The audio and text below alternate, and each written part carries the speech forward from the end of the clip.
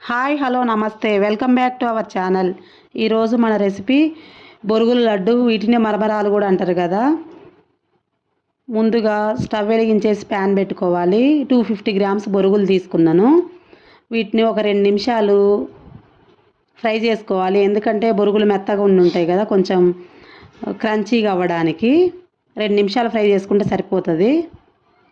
Fry అయిపోయినాయి కదా, ఇవి ఒక బౌల్లోకి తీసుకోవాలి.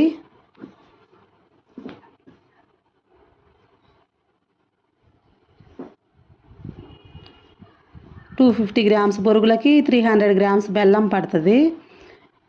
గ్రామ్స్ వైజ్గా అయితే ఇందులో కొంచెం 1 స్పూన్ 2 స్పూన్లు వేసుకోవాలండి. వాటర్ ఎక్కువ వేసుకోవద్దు. వాటర్ ఎక్కువ వేసుకుంటే ఎక్కువ టైం పట్టిద్ది పాకం రావడానికి. 2 స్పూన్లు అయితే సరిపోతాయి. మంచిగా ఈ బెల్లం అంతా కరిగేలాగా అటు ఇటు కలుపుకుంటూ ఉండాలి. అట్లే వదిలేస్తే మాడిపోతుంది. వీటిని ఒక్కొక్కరు సైడు బొరుగులు అంటారు, మరమరాలు అంటారు. మేమైతే బొరుగులనే అంటాము. ఈ లడ్డూలు పిల్లలు బాగా ఇష్టపడతారండి. బాగా ఉంటాయి లడ్డూలు. ఒకసారి బెల్లం అంతా కరిగిపోయింది కదా, ఒకసారి పాకం చూసుకుందాం. తీగలాగా సాగుతుంది కదా, ఇలా రావద్దండి. మనం ఇట్లా పట్టుకుంటే 2 విరిగిపోయినట్లు అవ్వాలి. అలా వచ్చేంత వరకు మంటను మీడియం ఫ్లేమ్లోనే పెట్టుకొని హై ఫ్లేమ్లో అసలు పెట్టుకోవద్దు. చూసుకుంటూ కలుపుకుంటూ ఉండాలి. ఇందులోనే కొంచెం వంట సోడా, ఎందుకంటే కొంచెం క్రంచీగా రావడానికి వంట సోడా వేస్తే బాగుంటుంది. కొంచెం ఒక చిటికెడే వేసుకోవాలి, ఎక్కువ వేసుకోవద్దు. మళ్ళీ ఒకసారి చూద్దాం పాకం వచ్చిందో లేదో. ఇక వాటర్లో వేసుకుంటే మనం వేసిన పాకము ఇట్లా అంటే 2 ముక్కలు అవ్వాలి.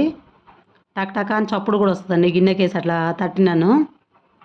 ఓకే, పాకం వచ్చేసింది. కొంచెం ఇలాచీ పొడి, 1 స్పూన్ నెయ్యి వేసుకొని, నెయ్యి వేసుకుంటే కొంచెం ఫ్లేవర్ బాగుంటుందని వేసుకోవడం. ఇలాచీ పౌడరు, నెయ్యి ఇవి కూడా అన్నీ కలిసేలా కలుపుకోవాలి. పాకం కూడా వచ్చేసింది కదా, ఇంకెక్కువ సేపు ఉంచొద్దు, మరీ ఎక్కువ అయిపోతుంది, ముదిరిపోతుంది పాకము. ఇవి 2 కలిసేలా ఒకసారి కలుపుకొని స్టవ్ ఆఫ్ చేసుకోవాలండి. ఈ స్టేజ్లో స్టవ్ ఏం ఆన్ చేసుకొని అవసరం లేదు. ముందుగానే మనం ఫ్రై చేసి పక్కన పెట్టుకున్నాం కదా, ఆ బొరుగులు వేసుకొని అంతా ఒకసారి కలిసేలాగా ఈ పాకం అంతా బొరుగులకు పట్టేలాగా మంచిగా కలుపుకోవాలి. అయిపోయిందండి. మంచిగా కలుపుకున్నాం కదా, వీటిని వేడిగా ఉంటుందండి.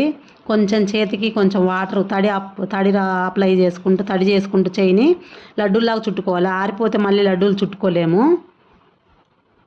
కొంచెం కొంచెం తీసుకొని మనకి ఏ సైజులో కావాలంటే ఆ సైజులో లడ్డూలు చుట్టుకోవడమేను. ఇలాగ అన్ని లడ్డూలు చుట్టుకోవాలి.